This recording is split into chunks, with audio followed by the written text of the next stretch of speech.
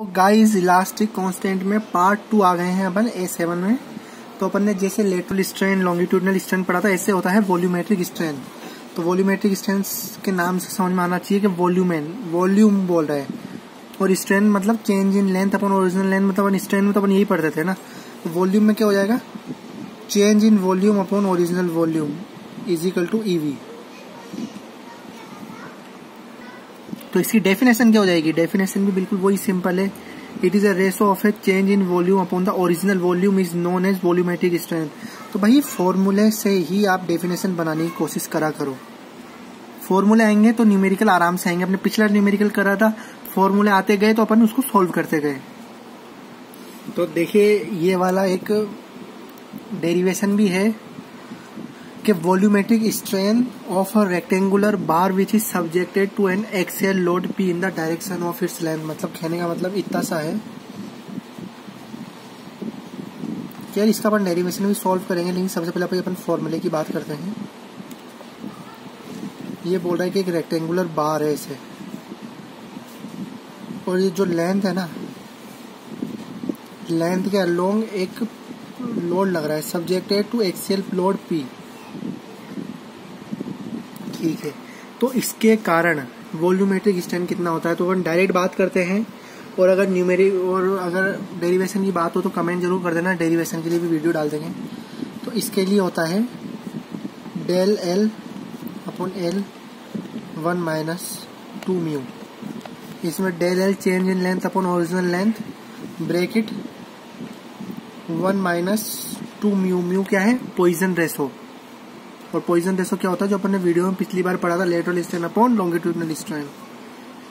तो एक यार क्वेश्चन अराइज होना चाहिए आपके माइंड में कि जो वॉल्यूमेट्रिक स्ट्रेन था जिसमें EV is equal to del V upon V आया था, और इसमें भी ये EV is equal to del L upon L 1 minus 2 mu आया। तो इसमें और इसमें क्या डिफरेंस रह गया, ये एक ही चीज हो गई। मतलब कि EV को अपन इधर लिख रहे हैं अलग, EV को लिख रहे हैं इधर अलग। तो देखो कभी भी क्वेश्चन आएगा, जो मैं आपको एक बार कराऊंगा क्वेश्चन, उसमें क्या होगा कि इसमें देखो वॉल्यूम अपन को पता नहीं होगी, तो अपन क्या लेंथ के अलोंग सॉल्व करेंगे, इसलिए डेल अपॉन L आया। फॉर्मूला यूज उसी तरह करना है, लेकिन क्या है, rectangular bar which is subjected to an axial load P in the direction of its length. जब न्यूमेरिकल करेंगे ना, जब समझ में आ जाएगा कि इस फॉर्मूले का यूज कहाँ पर आएगा। तो अभी आप याद कर ले, और इसको डेरिवेशन भी अपन बाद में सॉल्व करेंगे। तो यार एक ये न्यूमेरिकल है का, steel bar 300 mm long 50 mm wide 40 mm thick is subjected to a pull of 300 kN in the direction of its length. Determine the change in volume. Take E is equal to 2 into 10⁵ newton per mm square, और mu is equal to 0.25। Mu मतलब Poisson ratio. तो अब बात करते हैं यार, इस question लिखा अपन ने। तो अब अपन ये दो चीज देखते हैं। अपन सोचे कि अपन ये फॉर्मूला लगाएं कि ये वाला फॉर्मूला लगाएं। तो एक बार खुद देखो, इसके अंदर यार चेंज इन वॉल्यूम पूछा है, लेकिन अपने पास ओरिजिनल वॉल्यूम है क्या। तो अगर अपन सबसे पहले देखो, न्यूमेरिकल सॉल्व करने का सबसे बेहतरीन तरीका क्या होता है, सबसे पहले फॉर्मूला अपने दिमाग में लाओ, उसे इधर लिख लो कि डेल V अपॉन V। एक फॉर्मूला अपन ने ये लिखा, और एक फॉर्मूला अपन ने EV का ये लिखा, EV is equal to del L upon L 1 minus 2 mu. अब देखो, तो अब यार देखो, इसमें देखो वॉल्यूम अपन को पूछा है चेंज इन लेंथ, मतलब अपन को ये चीज पूछी है। और ओरिजिनल वॉल्यूम अपन निकाल सकते हैं, क्योंकि अपने पास सारी यूनिट दे रखी है, लेंथ दे रखा है, विड्थ दे रखा है, और थिकनेस दे रखा है। लेकिन अब इसमें ये चीज नहीं दे रखी, वॉल्यूमेट्रिक स्ट्रेन नहीं दे रखी। तो अब वॉल्यूमेट्रिक स्ट्रेन कैसे निकाले, अपने पास दो चीज अननोन हो गई। अब अपन इसकी बात करें तो इसमें अगर इसका यूज करके करें अपन तो जरूर कर सकते हैं। अब कैसे कर सकते हैं मैं बताता हूँ, देखो आपको करने कैसे है। तो देखो इसको सॉल्व करते हैं। सॉल्व करने के लिए सबसे सिंपल देखो क्या चीज है।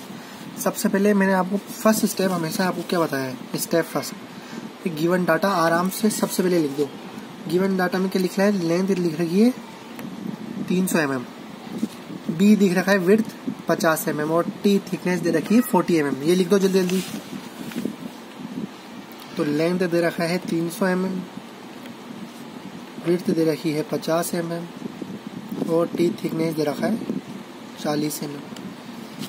कितना लोड लग रहा है, पुल लग रहा है 300 किलो न्यूटन का। और अपन को दे रखा है इसमें ई, यंग्स मॉड्यूलस और पॉइजन रेशो। तो ई लिख दो 2 × 10⁵ न्यूटन पर mm स्क्वायर और म्यू लिख दो 0.25। अब ओरिजिनल लेंथ तो अपन, ओरिजिनल वॉल्यूम तो अपन निकाल ही सकते हैं। Length into breadth into thickness कर देंगे तो 300 × 50 × 40, ये L × B × T कर देंगे तो इससे आ जाएगा अपने पास क्या, ओरिजिनल वॉल्यूम। और वो कितनी आ जाएगी 60 और 40 mm³। अब देखो क्या करना होता है।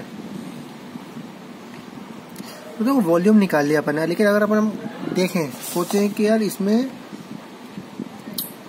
कुछ ना कुछ ऐसी चीज निकाल लें जिससे अपन को फायदा हो जाए।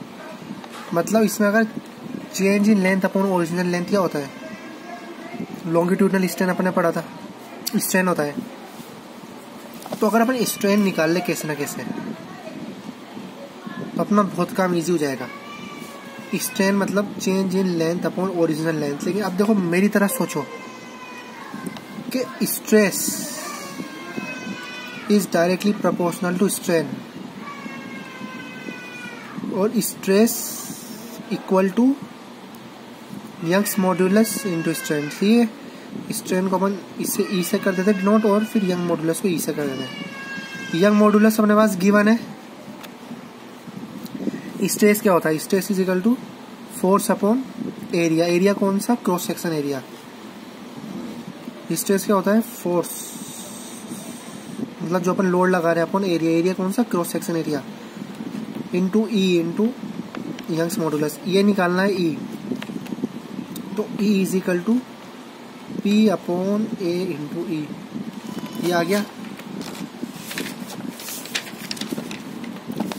कितना इजी निकला, देखो बहुत इजी से निकल गया ना। ये न्यूमेरिकल सॉल्व इस तरह होते हैं और किधर क्या चीज यूज करनी है वो आप सीख जाओगे। जैसे जैसे अगर आप खुद हाथ से करोगे, थ्योरी पढ़ोगे और समझोगे ना। यार मैंने क्या कहा, स्टेप फर्स्ट में क्वेश्चन हो जाता है।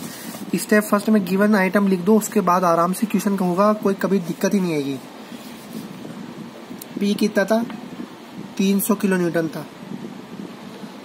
अब एरिया, एरिया कौन सा लेना है, देखो ये बोल रहा है steel bar of 300 mm long, 50 mm wide और 40 mm थिक। मतलब अगर अपन एक बार बनाए ऐसे, मान लो